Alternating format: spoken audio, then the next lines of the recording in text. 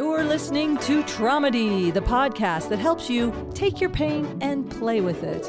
I'm Nancy Norton. I am a stand-up comedian, a registered nurse, and I just got certified in therapeutic humor. And I'm excited to share how we take our pain and play with it. We comedians. A lot of my guests are comedians, not always, but this week we have a comedian on and a very tender-hearted person who I just saw on Facebook recently took in a gentleman and his dogs who was down on his luck. Somebody he met walking his dogs. And that's the kind of person he is. Very, very kind, open-hearted, and somebody who has a background with a lot of trauma and did not want to carry that forward. And Thursday, if you're hearing this on Tuesday, if you're in Colorado, it's the last Nurses Off the Charts of 2024 will be November 21st. That is this Thursday, November 21st at the Louisville Underground. Come on down. I do several a year. I do them around the country. And especially if I'm doing a keynote presentation, say in Dallas, I have dates coming up, but that'll be in the spring. If you want to come out to Nurses Off the Charts, there's a link in the show notes. And also, feel free to tell a story at the show. I love a story. This week, I'm focusing on miracles, amazing saves, people who shouldn't have made it, did make it. I do like woo-woo stuff. I really do like the woo-woo stuff. So, okay. Also, yes, your silly, wild, crazy stories are also welcome. The main goal of Nurses Off the Charts is to get that vicarious trauma out of your body. So that is the goal, is to stay healthy. It's care for the caregivers. Who heals the healers? Humor. That's who. All right, that's enough announcements. Enjoy this episode.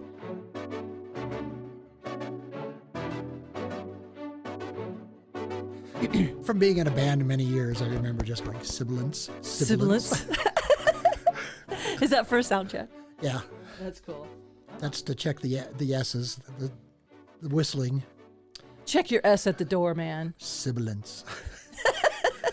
Only you can make sibilance. One of my favorite words.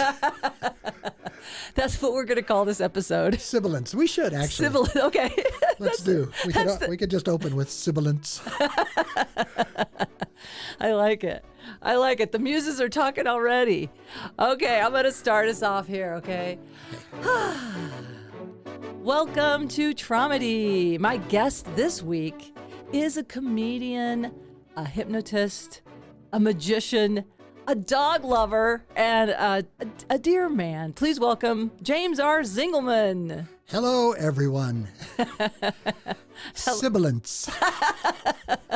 The word of the day is Sibilance. So you were in a band? I didn't know you were in a band. For many years, I was in a band in the 80s. We were a 60s band in the 80s called the Borrowed Times. We were named one year Westward's Best Dance Band. I was the drummer, and we had a ton of fun. I never knew this about you. I knew you had the drums because when I met you in Albuquerque, New Mexico, you were Rusty Z, which was kind of your stage persona, and you had drums on stage. Sometimes I do. Yes. But the main thing you did with them was, the thing I loved was the concession stand thing. Right. I just play around. Yeah, but how was it? It was just like... How about a corn dog? Yeah. I love you. So you took little breaks during your show. Yeah. So Rusty Z, and I remember all your ads had kind of that spiral hypnotist looking thing, and sort of a retro. I wanted to be a kind of a swinger, which I'm not at all, but persona. And it was fun. It's fun doing another character. You know? Yeah, like your alter ego. Yeah. Because like you're saying, you're not a swinger, but in that state, like you had the beret and the like kind of that, what is that back in when they would snap and do poetry? Yeah, kind of the beatnik. Beatnik, that's the word I was looking for. I'm not a hippie, I'm a beatnik. If I were to go back, it would be to beatniks, not to hippies. Yeah. So. Yeah, there is a difference for sure. And so you were just telling me yesterday or whenever we talked, you were saying how much you love working with kids and that you wanted to qualify your magic. Yes, I will not fool an adult. But 7 years old, think I'm amazing. And I have a job at the schools now, which I don't talk about much. at the public school system and just checking eyes and ears. It's not rocket science, but I get to interact with kids all day long. And I absolutely love my job. Yeah. Yeah. So there's a part of your inner child that I'm guessing, now this is me projecting, but I'm doing a lot of what we call parts work right now, which is interfamily systems. But I'm just guessing there's a part of your inner child, maybe when you were in elementary school, that could have used a friend. Yes, an adult, maybe an adult, I would say. Like a trusted adult. Yes. That's probably a better way of saying it. Yeah. And I'm a trusted adult for a minute with the kids, but I joke with them. I have fun with them.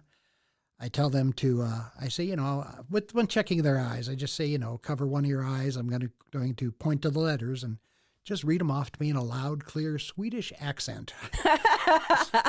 And that makes them laugh. Yeah, just silly stuff. And then, when they're done, if little kids like 7-year-olds, I'll say, you did a great job. I'm so proud you're my grandpa. Things like that. Yeah.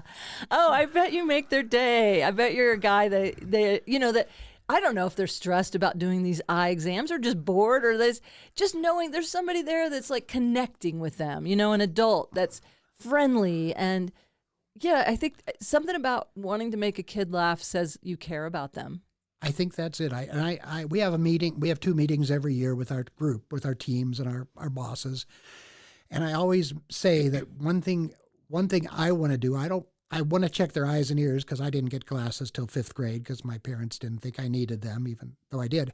We don't know what's going on in these kids' lives at all, at home or at school or anything. So I tell them, not only checking eyes and ears, but one of my jobs is and I work with kids from 3-year-old to high school.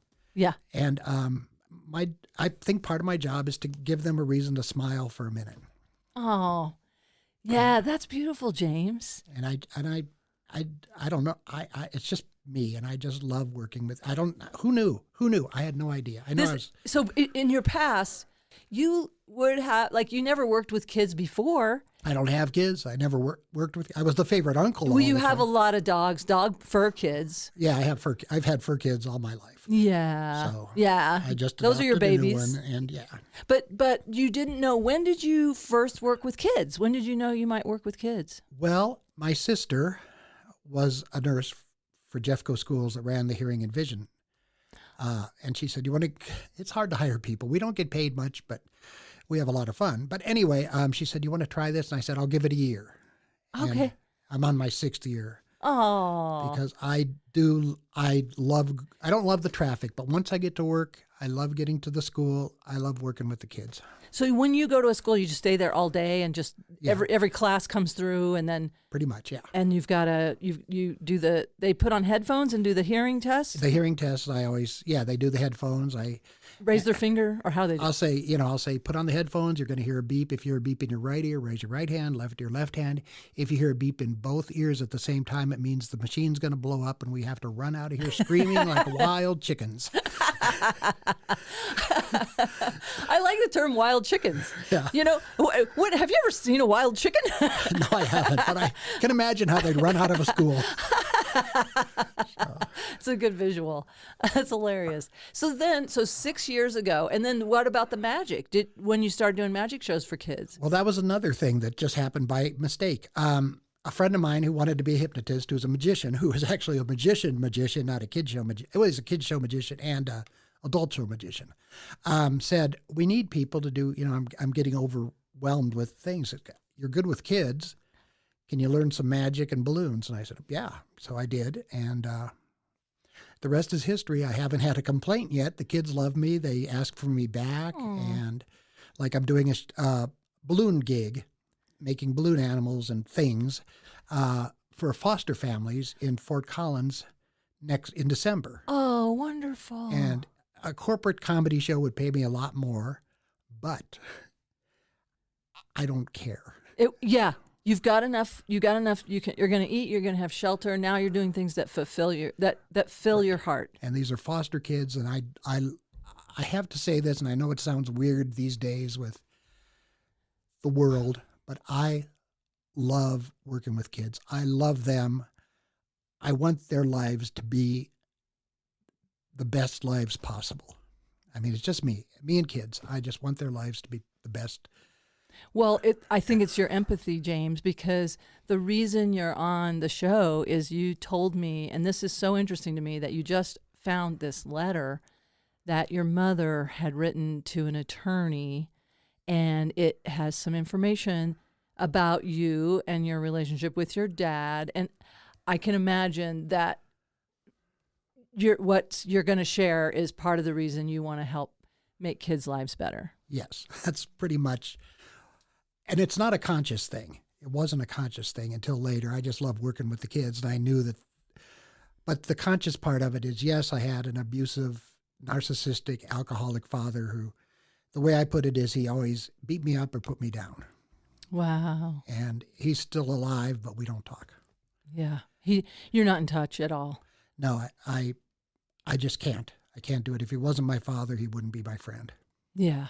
And I read an excerpt from that letter, and I don't know if would you feel comfortable reading that? And then we could kind of go from here. But how did you come into see this recently? Well, my mother passed away a couple of years ago. She's still in my closet. Okay. Her ashes? Her ashes, yes. Oh, really? Yeah. In a closet? Yeah, I just keep her in there. Yeah. Do you think she's closeted? Do you think she would like to come out, James? I don't know if she wants to come out of the closet. She seems to be pretty. I have had no complaints from her, so it's pretty good. Well, it's interesting. Ashes. We have our dog's ashes. Our dog, Sophie. I haven't even gone public with this because it makes it too real, I guess. But she passed a couple of months ago, and we have her in a special, beautiful box that we later found out was made out of some sort of endangered tree. I wish they hadn't told us that. When we went to pick it up, she goes, "You're so lucky that you got this carved box because we're not making these anymore because it's from a forest that's being threatened." And I'm like, "Oh God, we don't." I mean, you ruined. Why did you tell me that we just put her in a? I didn't know this was anyway. But it's interesting thing about ashes. I just scattering them versus keeping them. Yeah. Right. I have so many. You have so many ashes? So many ashes in my house, besides my mother's, dogs. My dogs live forever. In my recent dog world, I haven't had a dog that's lived shorter than 16 years. Wow. And, wow. That says something, James. I've been very, very lucky. And even if I had a big dog who lived 17 and a half, a flat-coat retriever. Oh, hey, people listening, tell me your secret. What do you think it is? Love good food and walks. Lots of walks. Because you were just saying you're walking like 5 miles a day. Yeah, for my own sanity and health and for my dogs. I walk with the dogs. We go on our sniff, which is not much for me. Right. And I love that you do that because I did that with Sophie too. Like, this is her time. Right. I always feel sad when I see people yanking dogs down the trail, and it's like, let them have their sniffs. Right. That's what we do. We do a mile of sniffs. Then I do about 3 miles on my own, and then we do another mile of sniffs. And even the new one, who's 13 years old, that I just adopted, he just goes. He does 2 miles a day. He's amazing. Oh, we'll put a picture of him with the episode, like on the Facebook page. Sure. Yeah. Yeah. He's just... And maybe whatever. I'd love to have the picture of you with your dogs. That's cool. So love, good food, and walks. Yeah. Now. I know you don't. You're not endorsing a dog food, but I went back and forth with different foods for Sophie, and I don't know is there anything that you would say that you learned about food? No, I think the big thing is just check the ingredients. Yeah. I mean, there's a lot of good dog foods out there. Okay. If your dogs like it, check the ingredients, make sure that it's real food. Yeah. And if they eat it and they like it and you don't overfeed them or underfeed them, like little Squiggy, he would be 300 pounds if I let him, and he's 10 pounds now. Is that the new 13? 13-year-old? Oh, he's a little chow hound. So. Yeah. And with your mom, so we're talking about this all came out of ashes, right? So with dogs, so you keep them around. You just want to keep the urn or the box or whatever they're in. I usually keep about half the dogs.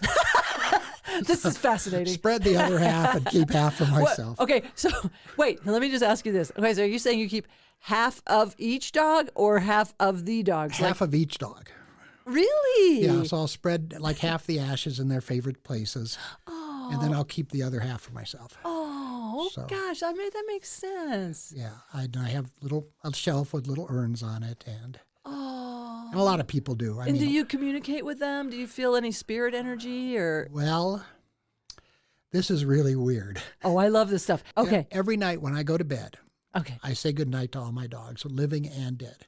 Oh, So I say goodnight, Coco, goodnight, Honey, goodnight, Squiggy, goodnight, Jack, goodnight, Miranda, goodnight. There's probably 10 or 12 goodnight, Alexis. So I just go through all my dogs. Goodnight, Spencer, goodnight, Edna, So I say goodnight to all my dogs every night. It's sort of like a Woof Woof Waltons episode. It is like that. But I love that part of the Waltons that they would say goodnight. Well, that's a sweet thing to do. Yeah. And then I bet you feel a sweet, like that's a way to go to bed with like love in your heart. I feel like they're all there with me.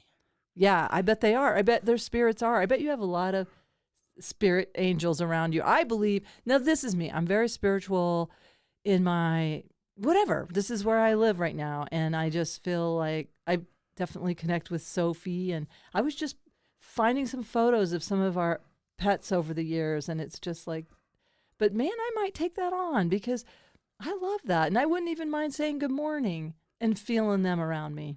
I might do that. I do it every night though. So I love that. I mean, I just love that. I think it's a great ritual. And if anybody came to my house, they would see pictures of me and my sisters and my dogs.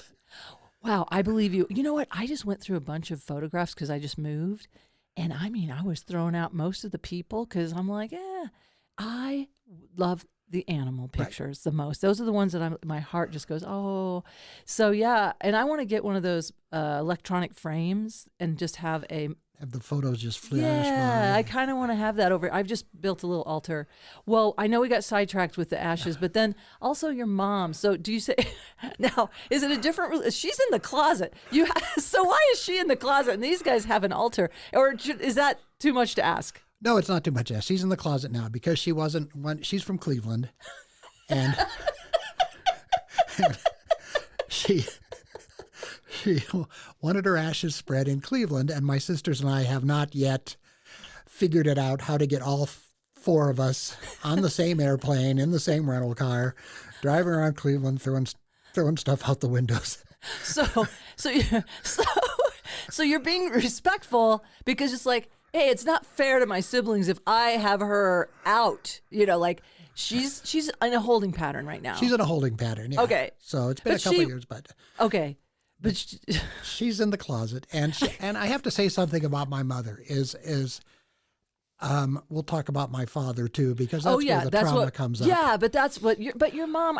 Before you say something, I just want to validate something because I follow you on Facebook, and when your mom was at the end of her life, and she had dementia, and she was in memory care, but even before that, you just were always spending time with your mom.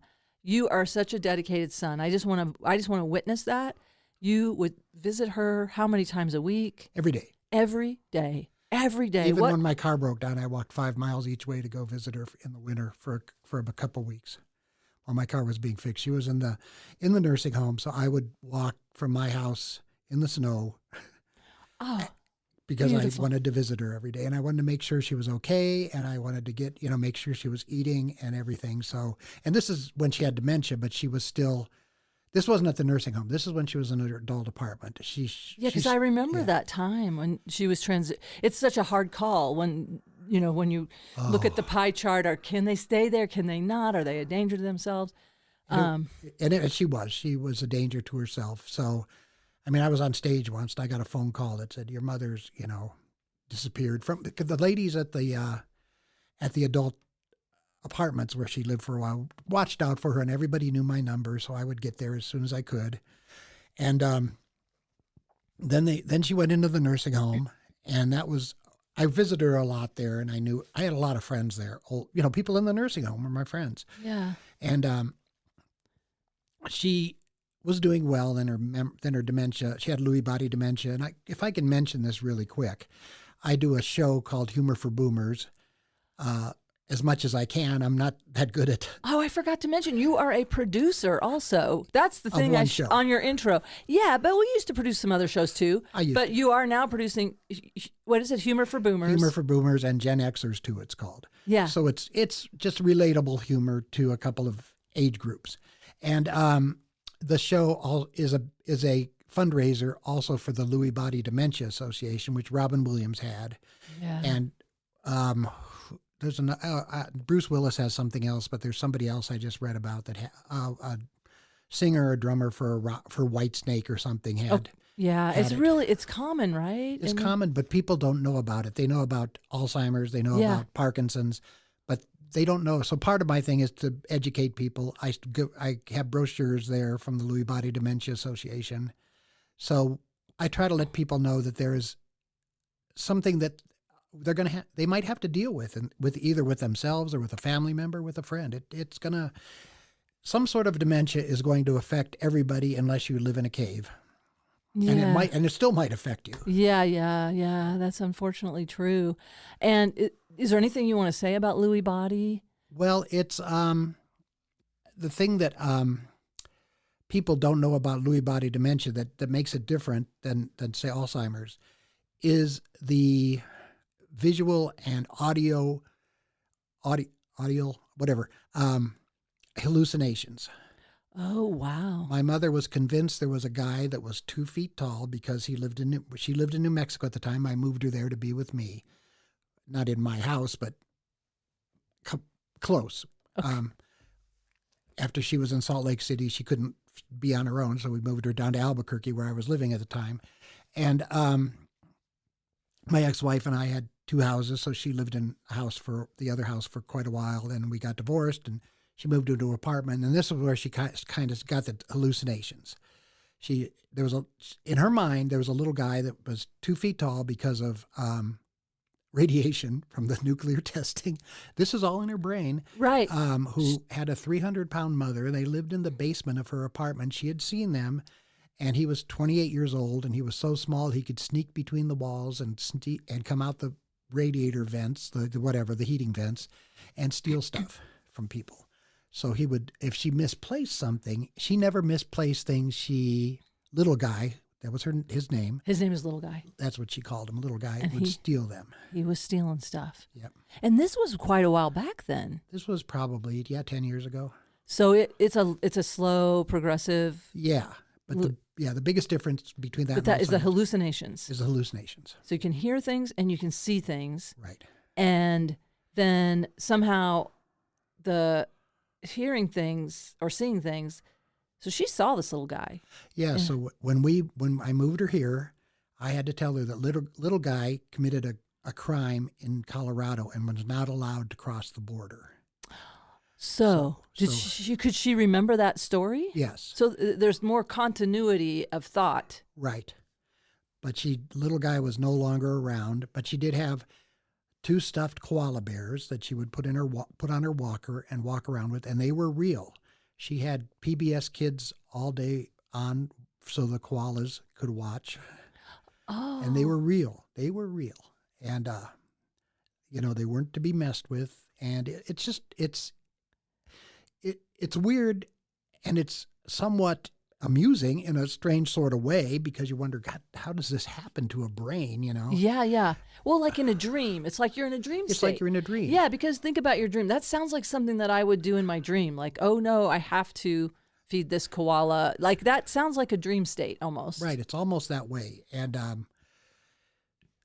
then she had all the other dementia, the forgetting things and that's the thing people talk about most is forgetting. But she also had other making things up that weren't hallucinations, just make things people said. A lot of things she could remember things from when she was 6 years old, but not from 6 minutes ago. Okay. That seems like I remember that as a nurse. The short-term memory was gone, but the long-term memory they were still able to access it. Yeah. Although I got to be honest, I'm losing both of them. Like I say, I just opened up anyway a bunch of letters myself, and some of them I'm like, who's Tony? Who's Sarah? I don't remember.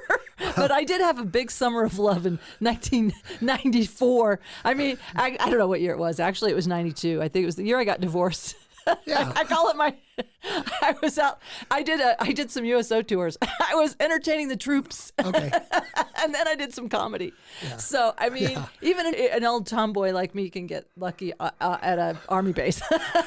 So. I could probably Navy base, but anyway. So. Okay. So anyway, but your mom, so I just wanted to because I don't want people to think because you've got your mom's ashes in the closet that you didn't love her deeply, care for her. I mean, you were the most dedicated son I've ever witnessed. I got to be honest. I've never, you know what? And that is in all honesty, James, I don't know any son that has gone to see their mom every single day. And then I didn't know this part about you were walking over there when that's amazing. It was only for 2 or 3 weeks. I think it was 2 weeks my car was broken. But still. I still had to get it. That is dedication. So that's the relationship you had with your mom. You had a bond. Right. And then maybe it was strengthened by the fact that she had to protect you from this father. I don't know. She did her best. He was such a tyrant that I go to some meetings for, I guess I can say this, I don't know. So you're in a recovery program? Yes, I'm in a recovery program for family and friends of that are affected by alcoholics. Because my dad was an alcoholic. Lately, he broke his head and he can't drink anymore. You go to a regular 12-step program, right? And I've heard stories, and I relate to the stories, my own stories, and a couple other people who's alcoholic in their life. It could be anybody. But the alcoholic in their life is runs, especially if it's a parent, but it could be a spouse, it could be anybody, runs the household not like a family, but like a army troop. You know, I'm the drill sergeant, and you do what I say, and it's my way or the highway, that kind of thing. That's how my father was. Oh. So. Well, he was beyond that based on what you shared in this letter. So we're going to have James, let's have you read the excerpt. This was something that was written to your mother's attorney at the time because she was worried. She was worried that there's kind of a backstory about a woman who was murdered in Lakewood, Colorado, where I grew up. And I got to find the paragraph. I don't even know. I should have highlighted this stuff. That's okay. But we have this part. We can edit this part out if we have to. But you're talking, and yeah. But so you want to find the paragraph first, and then no, I can talk about I could probably find it here if I just look closely enough.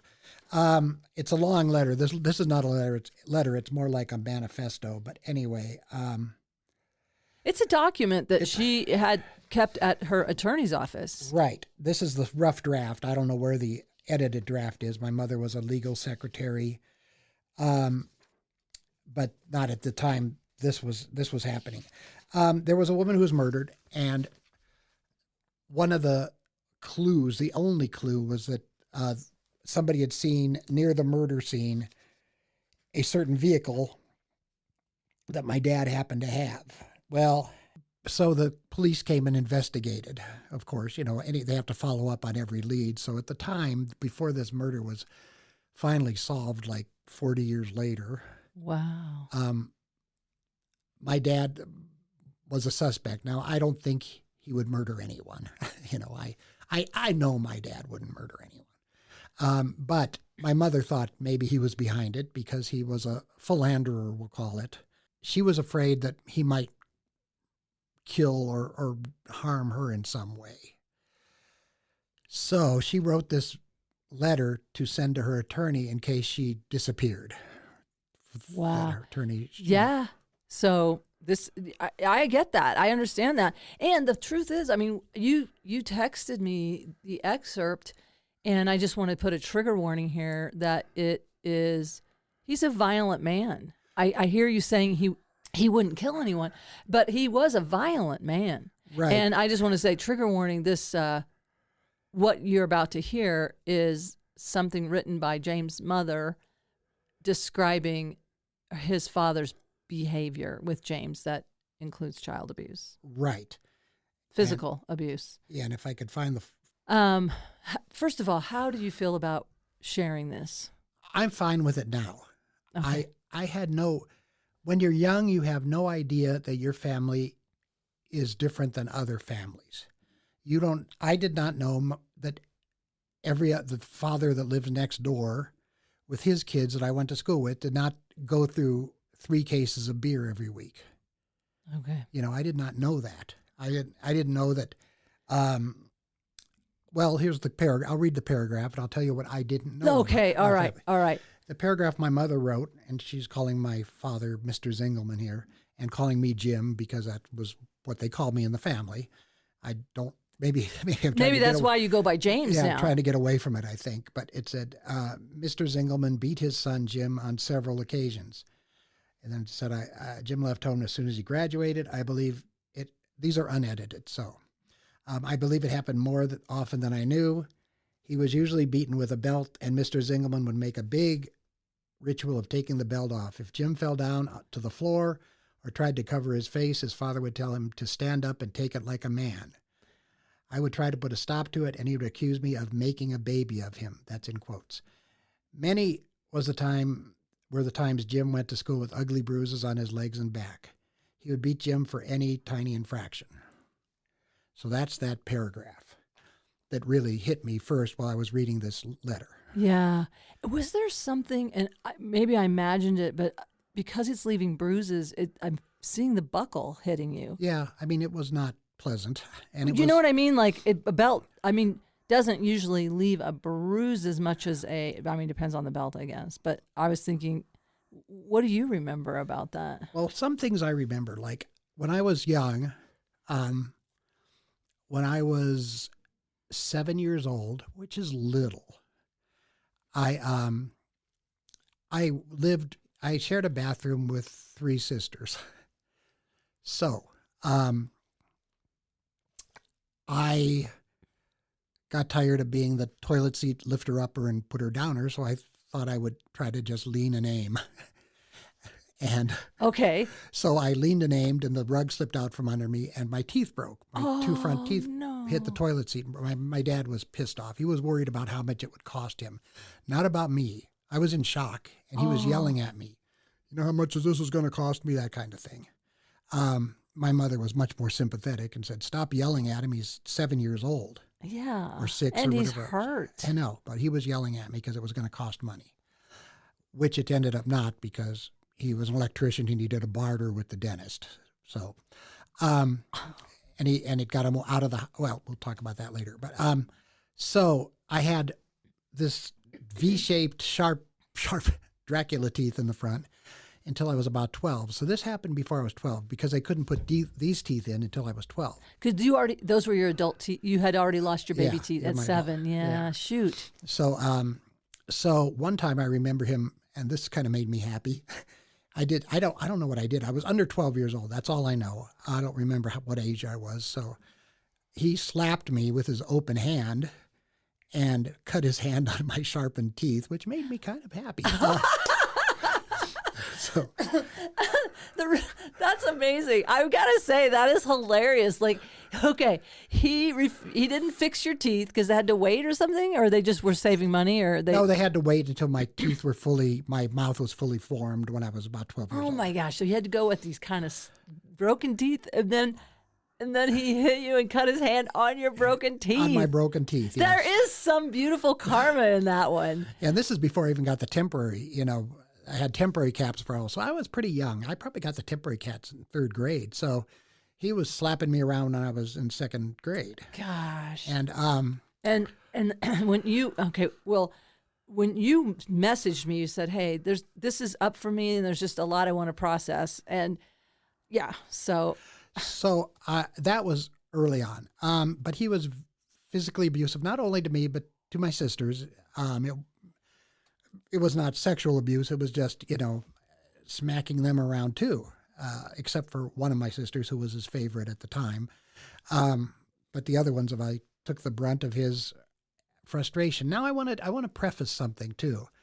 My father, I don't call him my dad because when I was younger, I married a woman who was pregnant, and I raised a little girl for 2.5 years till we got divorced, and she went back with the old guy. It's a long story, but anyway, my ex-wife gave me a shirt that said, anyone can be a father, which isn't true, but almost anyone can be a father. But it takes someone special to be a daddy. So I was a daddy for 2.5 years. Oh, yeah. So you have been with kids for a little while. For a little while. Yeah. I raised a little girl for a couple of years. Yeah. So my father, when he was born, his mother, now he didn't tell me this. I didn't know any of this till like 4 years ago. But when he was born, his mother died in childbirth. Oh. And he said his father blamed him for killing his wife. Oh. So my dad had trauma in his life that was totally untalked about until about 4 years ago. Yeah. He never brought it up. We never knew. We knew his mother died, but we didn't know anything else. Yeah. So he was raised for a couple of years by his aunt, and then then his father got married. And he was raised by the evil stepmother the father who hated him for killing his wife. So he had his trauma. I'll give him that. And we, that's a common thread here. Like, we can have compassion, we can understand it. It doesn't excuse his behavior with you and your trauma, right. But it's like, oh, it makes sense that I just feel like narcissists are made. I don't think people are born narcissistic, but they are made that they have to wall off so hard that they don't right. have access to their conscience. They don't have access to a higher power. They just don't. I'm so sorry that he had that degree of trauma that got offloaded onto you. Yeah, and I was the offload. Instead, his father wasn't the offload of it. That's the way it is. It was me. That's that generational trauma. Right. One reason I don't have kids is I was afraid I would be a bad father. Oh. And I was married to weirdos, but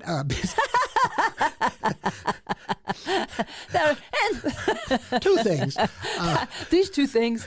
No, I was married, but we just, when we were of childbearing age, the person I was married to, we just decided it probably wouldn't be a good fit with us, for several reasons, and so he had his trauma, and that was carried over to me, and I think that is why I made some sort of, it was subconscious. It wasn't conscious, but subconscious to be good to kids. Knowing that some of those kids, we know the statistics on child abuse.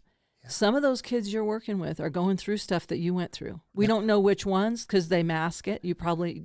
Like you said, you didn't even know what the kid next door was going through. You thought, oh, everybody's dad's like this. Right. So there's kids right now that you're taking care of, that you are showing them they matter, and you're lightening their heart and spirit, and letting them know there are trusted adults in the world.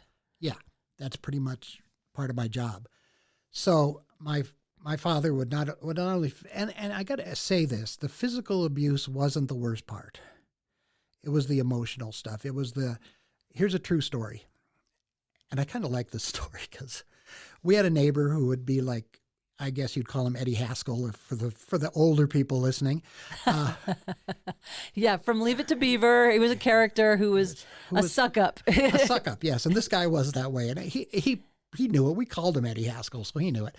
But one time I was down in my room in the basement where my room was, and I could hear my parents were out in the garage doing something, cleaning. My dad, he had to have projects. One thing about my father is projects kept you away from having to deal with people, especially with his family. And it's probably safer for you that he was busy with a project.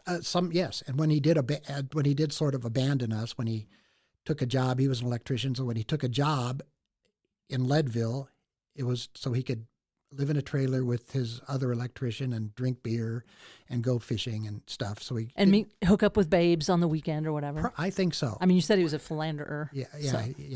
I have proof of that. Yeah. But so I'll call him Scott because that's his name. Scott came over.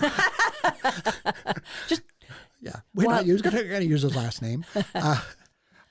Scott came over, and I was in my basement, so I could hear things that were going on in the garage. And my parents were probably fighting or something. They always did. People didn't come to my house because my parents were fighting all the time. In fact, my brother-in-law now, who is married to my sister after they've been married to other people and found each other again, one of the reasons he broke up with my sister is my house was so chaotic with my parents screaming and yelling all the time. And he just could not be around that. Yeah. So Scott came over and said, "Hello, Mr. Zingelman. Hello, Mrs. Zingelman. Is Worthless home?" Because Scott was that way. He was just goofy. And I didn't, kids, 12-year-olds, you can call each other names, especially boys, So my parents just lit into him and said, "Don't call him worthless. He's not worthless." I heard all this. And then I hear my dad yells downstairs. He said, "Hey, shit for brains. Scott's here." Wow. Yeah. So he didn't even understand. He thought it was all a joke to call me. In the letter, it says he called me the village idiot, which I don't even remember that. I mean, and he thought it was funny. He said, and I confronted him with that. He said, "Well, I was just joking." Well, you don't call kids names like that when they're little. I mean. No. And they have what I have learned from, I think it was this book called The Biology of Belief by Bruce Lipton. And he talks about how kids, it goes right in. There's no filter. Right. I mean, even if it's said in jest, it goes in and it becomes a belief. Right. And he told, that's just abhorrent to tell your child shit for brains. That was my nickname. That was my nickname growing up from him. And then one time when I was an adult, this was later on, and he didn't call me that for a long time because this was not that many years ago. This was maybe 20 years ago. I was learning to do my hypnosis show, and I was doing it at a bar that a friend of mine owned. And we were waiting for people to come in, waiting for and so the show was kind of delayed for like half an hour. It was no big deal. I was learning. Nobody was paying anything. And so he's there with his wife, and he says, "Hey, shit for brains, when's the show going to start?" And I said, "If you call me that one more time, one of us will be dead and the other one will be in jail. So don't ever do it." And how did he respond to that? He at least he stopped. He stopped. Good for you. He just looked at me like, good for you. This kid is really actually standing. You don't know. You just don't know till later. You don't know how abusive things are, how little jokes in their heads can be so hurtful. Yeah, because you were saying that emotional, psychological abuse was worse than the belt. Yeah. Yeah. And as you grew up, and like obviously you understood, hey, I'm bright. I learn quickly. I know how to do, comedy is a complex thing. And but I noticed, like, I was thinking about your jokes. I was thinking how maybe this is where we can get to the Tromedy around it, is how some of your jokes make you the butt of the joke, right? That you misuse these words. That's one, that you kind of make yourself like, oh, I am the idiot. But by doing so, it's almost like Rocky Laporte, how, God, one of his, I'm trying to think of that joke where he does about, his girlfriend goes, "Hey, I'm gonna make you breakfast in my underwear." And then he goes, "Hey, why don't you use a skillet like everybody else?" Yeah. Like that, I'm trying to think, tell me some of your jokes that have that sort of. Well, I used to do a joke that, it's a very similar joke. I wanted to surprise my wife on her birthday by cooking her breakfast in bed, but she heard me dragging the stove down the hallway. So, very similar punchline. You are such a joke writer. I mean, every day you have like 3, 4, 5, 10 jokes. It's a curse. But I do things, now with the Tromedy part, we can get to that. Or don't let me rush you. Was there something more you wanted to say before we go? No, the only thing I want to say is that if you're listening and you're a parent or a grandparent and you have little kids around, especially if they're under 27 when their prefrontal cortex finally kicks in, tell them you're proud of them. Tell them they're good kids. Even if they're not, even if they're doing something that isn't good, they're still good kids. Yeah. 99.99% of them are good kids. They might be doing something that is culturally, what's the word?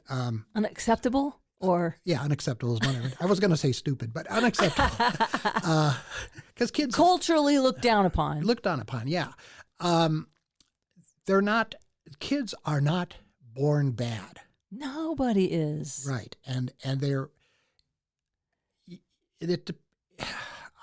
kids I knew in my neighborhood, we knew a very abusive family, and all the kids now, well, they're all dead from drinking themselves to death. And the parents used to beat on them. The parents were awful. And for you to say that, I mean, they were worse. Like you were like, well, that's terrible. But you know, I don't think they had a mother. I think they had a mother who was as bad as their father. Let's put it that way. They didn't have somebody like your mom. They didn't have a little bit of a cushion there. Oh, yeah. And that's so sad. It is. And the 3 or 4 boys, I can't remember how many there were, and they were taking their stuff out on other people. One of them lit my hair on fire once in junior high. Whoa. So, and we know these are the bullies that are bullied at home. That's true, huh? Yeah. And it is hard to have compassion for a bully, but nothing comes from nowhere. It came from somewhere. Yeah. And I think with these kids, I think they were the ones in the neighborhood who I could honestly say had it worse than me. I don't know about everybody else, but visibly and you could see it. You could. Yeah. They talked about it, but they didn't talk about it in a bad way. It was acceptable.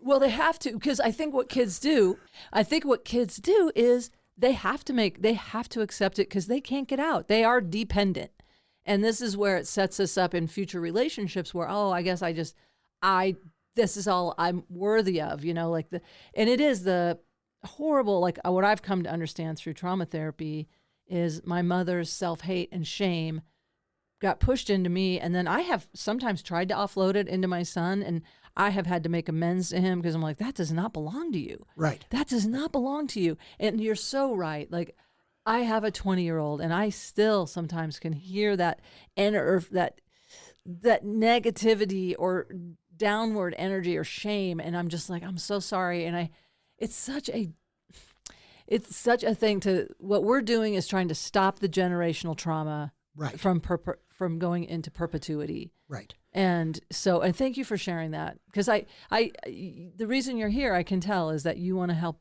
You still want to help other kids out there. Right. Is like, if somebody's listening and you have a kid, even I'm listening, I just want you to know I have a kid whose myelin is not developed, his frontal lobe is not developed. Right. And he's going to do stupid stuff. Impulsive.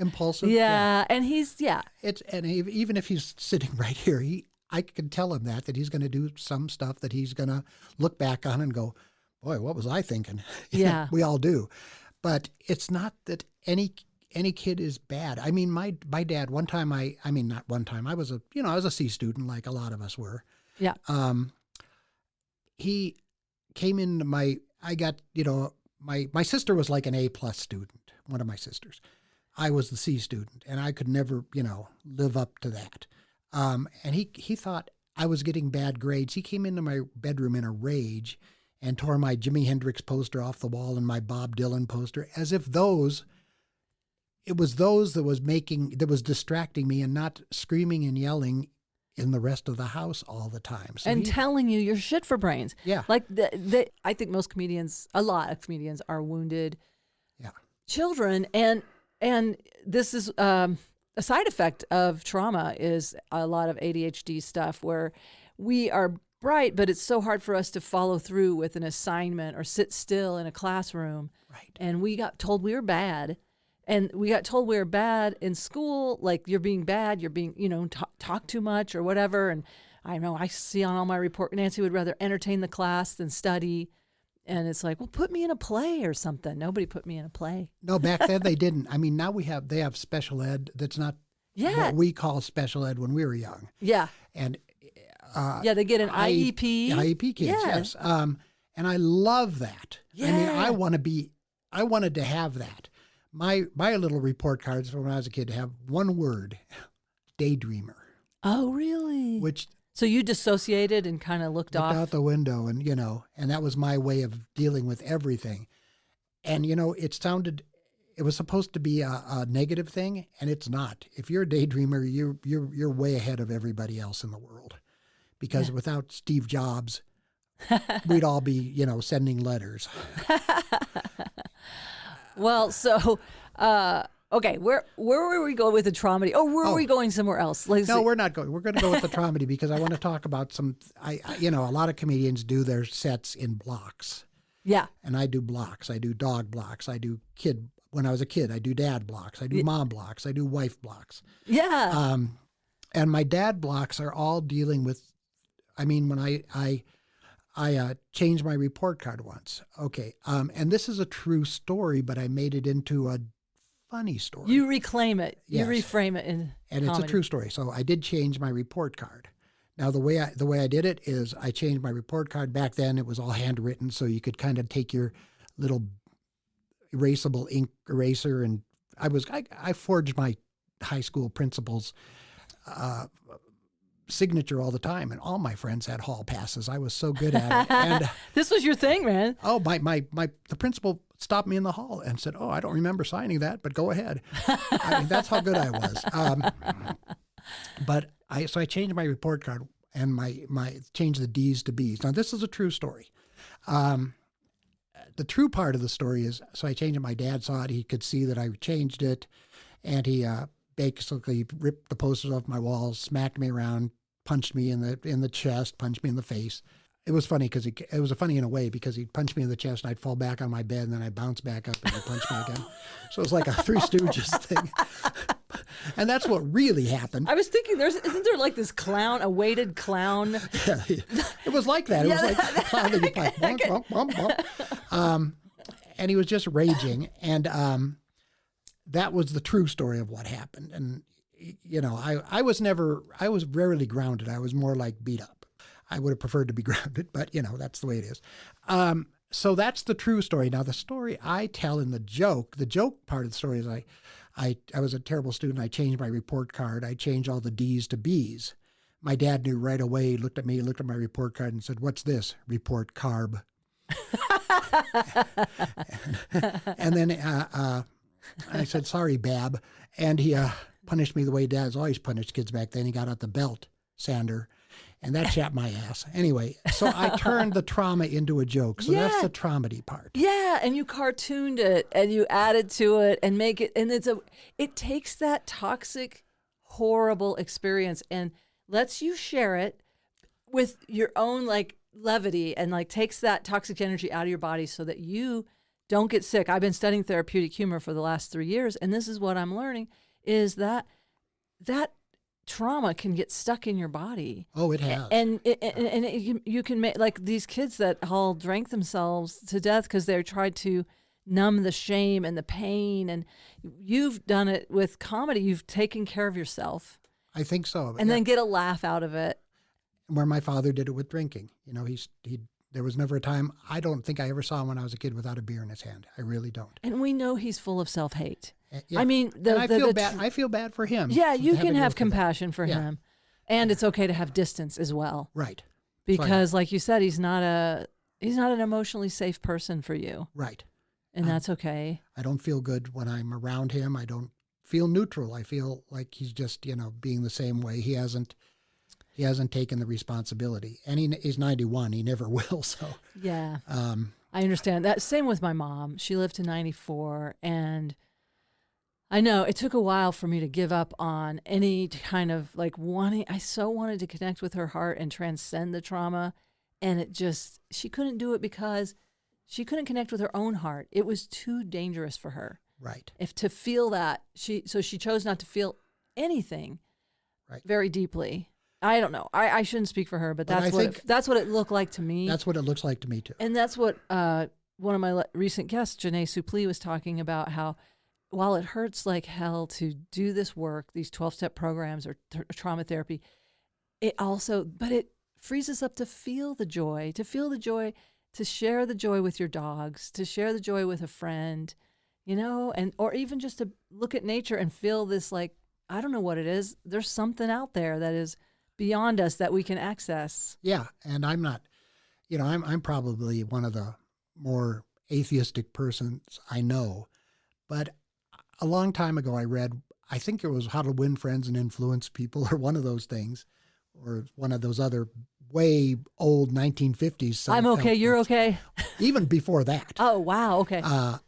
What was it called? I can't remember the name of the book, but it's a famous Think book. and Grow Rich. It was one of those two books. Yeah. And which is my motto, is laugh and grow rich. Or well, you know. mine is talk and hope you grow rich. But talk and hope you can eat. Yes, that's it.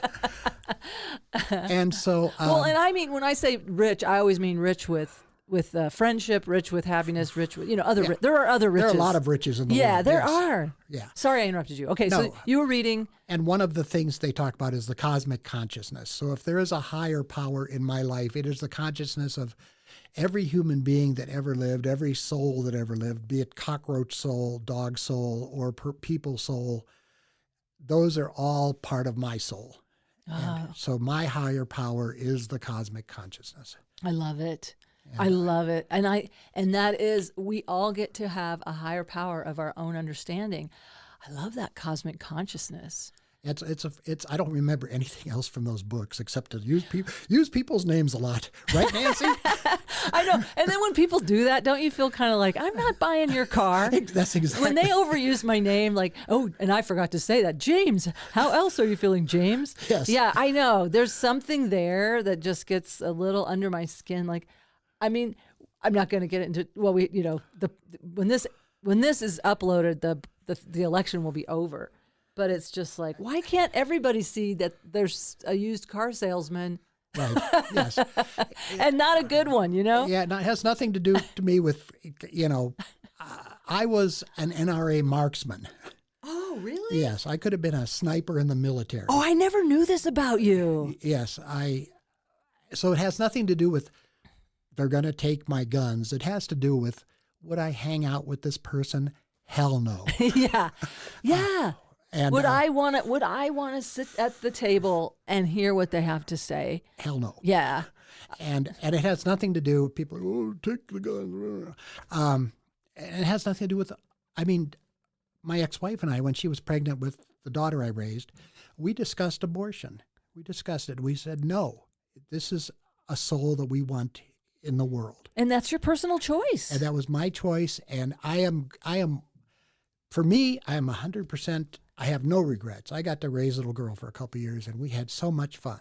Yeah. And she recently died from a drug overdose. She had her issues from a car accident. She had brain damage from a car accident. Oh, I'm so sorry. And I didn't know that. Yeah, she was the love of my life. Nobody, I hate to say this, any ladies that are listening, any single ladies. But, all the single ladies? Yeah, she was the love of my life and always will be. Oh, I see. Now this was, and so she's the one that's, but her daughter, is her daughter still doing the okay? daughter had died. That's who's the love of your life. Yes. The daughter. Okay, I got that's who I thought you were talking about at first, and then I couldn't tell, so sorry. No, and then. Oh, she was. She had your heart. That must have been such a loss for you. Gosh, I'm so sorry. Well, I didn't know. There is a golden lining to that. And the golden lining is her half-sister, after my ex-wife got remarried to her childhood sweetheart. She has a half-sister, and we connected on Facebook. And so I have part of the little girl's soul in my world. Oh. And her sister and I are great internet friends. Yeah. So. Oh, that's good. So anyway, But that was your, so was that your biological daughter? No. She happened to be pregnant when you got together? When I met her, yeah. When you met her. I'm sorry. Okay, yeah. I think you did say that. And so I did we did the Lamaze, I did the birthing and all that. Oh, you were there for everything. Yeah. And that had to have been such a hard loss when that you broke up with her and she didn't let you continue It wasn't her, it was the new husband that wasn't the father either wanted me out of the picture, which happens all the time. I know, that's and horrible. I never adopted the little girl, but her sister and I, who is the daughter of the husband she's been with for many decades now, we've reconnected and we're good friends.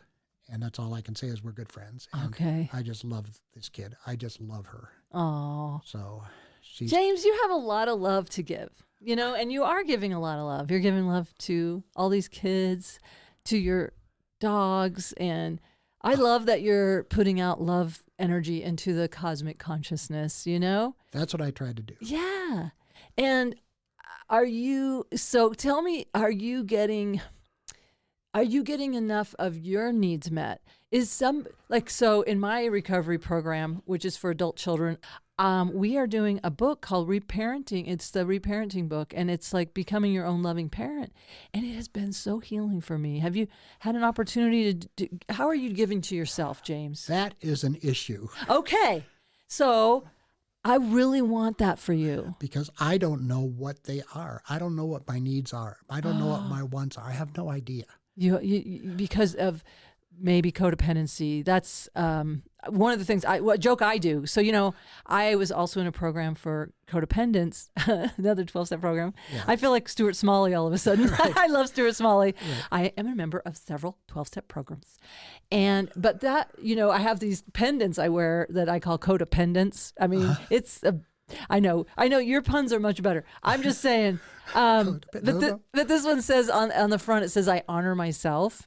And on the back, it says, if you don't mind. Yeah, exactly. Because and then I'll ask people in the audience, especially when I do those nurse shows, I'll say, if you don't know if you're a codependent, how are you feeling right now?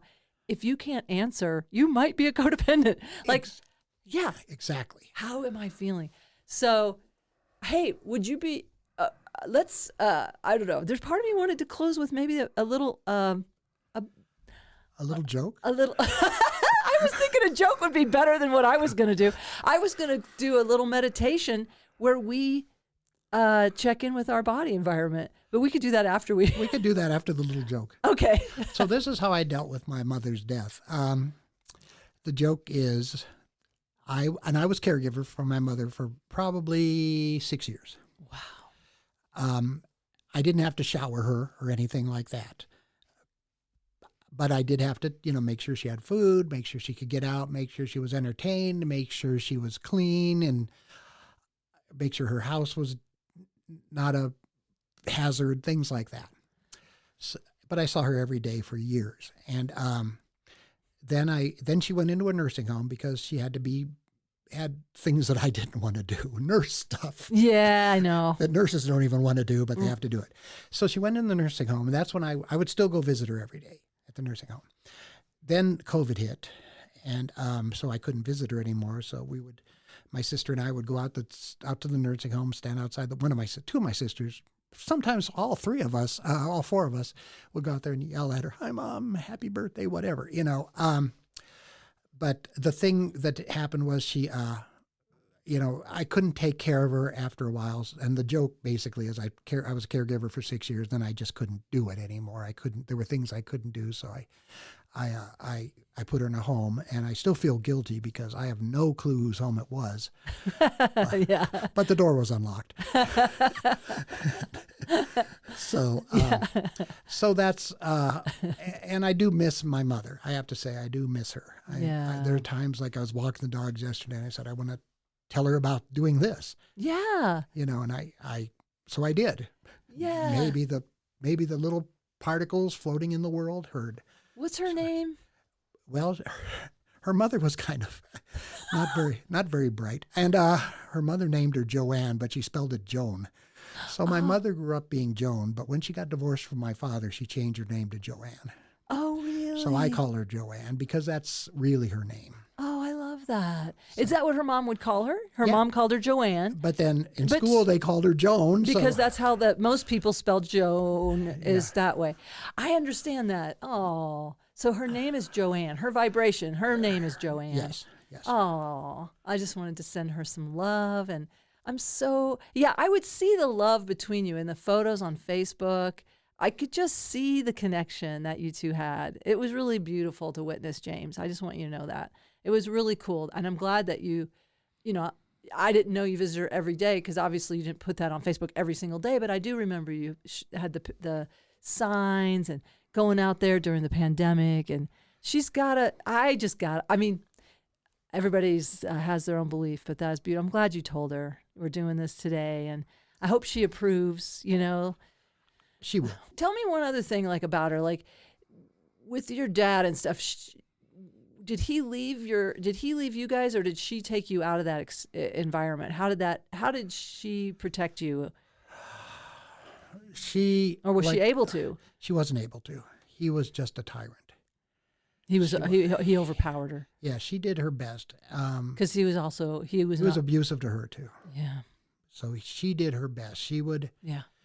And she did her best. I will say that about my mother. She had her trauma. She was born what they used to call illegitimately, and she was put in a foster home because her mother couldn't take care of her. So she had foster parents for 5 years. Then her natural mother, got married and took her back. So she was ripped away from the family she knew. Oh. But she handled it much better. And we knew about her trauma. She told us about it. So we knew where she was coming from, where my father, we didn't know.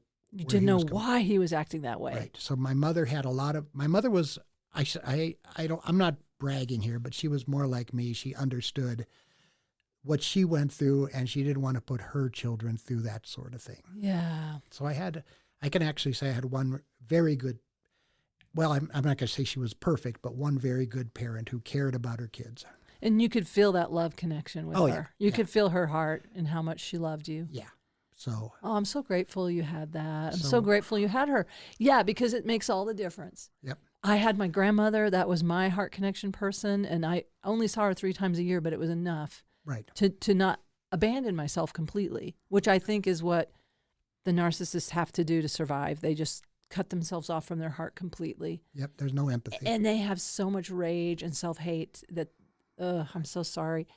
And so, Joanne, thank you for taking care of James. And then Mom. He took care, thanks, Mom. And then you took care of her. And now you guys got to go. She doesn't care about her ashes, you know. Yeah, she'll be in Cleveland someday soon. So. Is that a blessing or a curse? I don't know, but anyway, that's where she wanted to be. No, that's where she wanted to be. Yeah, sorry, no shade on Cleveland. I've heard it's very, very nice. It's a good place to be from. Wow. Well, I just want to say, and may you reconnect with your sweetheart, that you get to know yourself, you know, and get to start accessing what is it I need, and giving yourself that. It sounds like you do on some levels. Like, you know, you need these connections with these sweet animals, these sweet kids, nature. You're out walking 5 miles. So there's some things you know you need. Yeah, I know I need to go do the physical stuff. I know that. I know I need the dogs. I will not ever live without dogs or dog, you know. But I prefer a pack.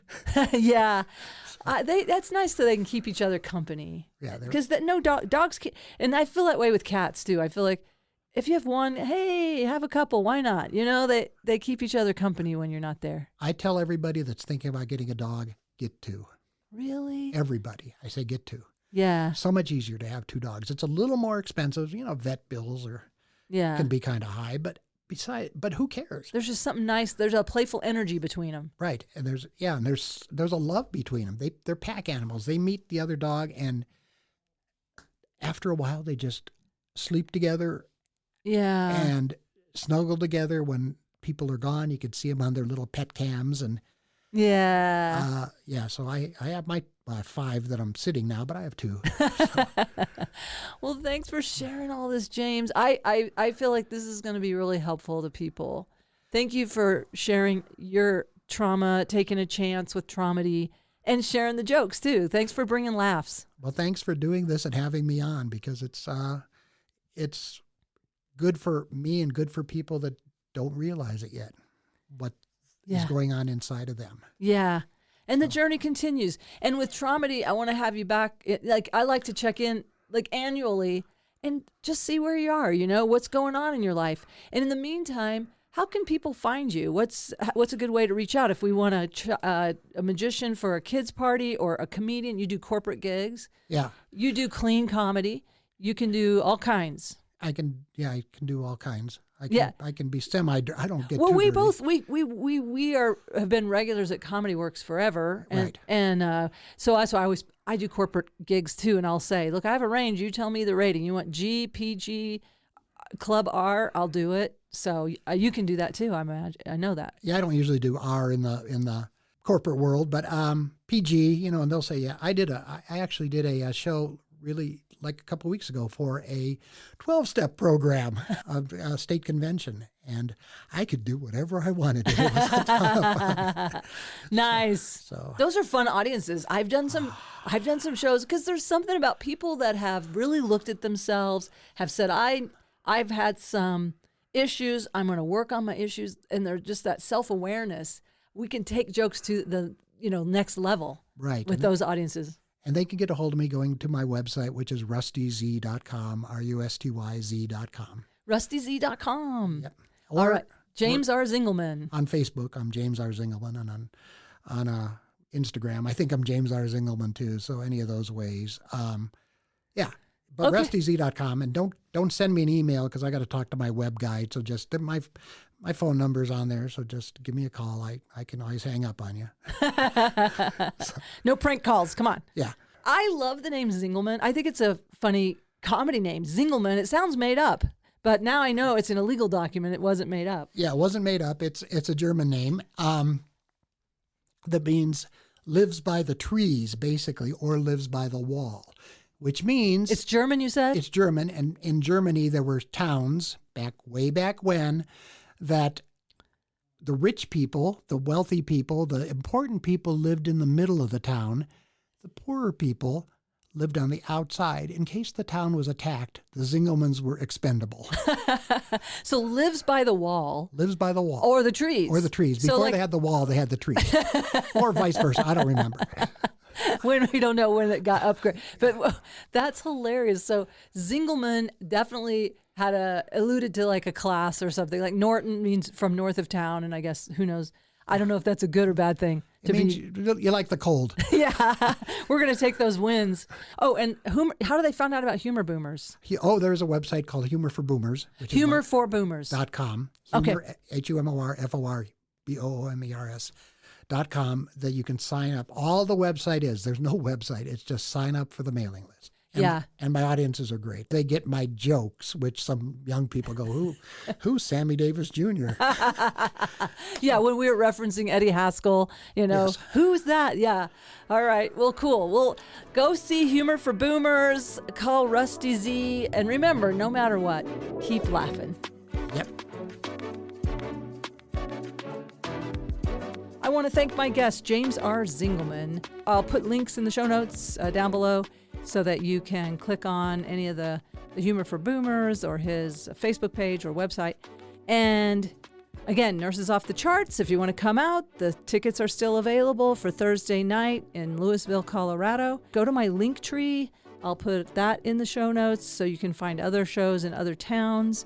And you can also message me and say, hey, come to my town, and I'll figure it out. I want to get the tour going a little more because it's definitely different than, say, a Nurse Blake show where it's in a big theater. This is a very intimate setting of maybe 100 to 200 people, and we have a lot of back and forth, and it's hilarious. All right. Peace and love, everybody. Remember, no matter what, keep laughing.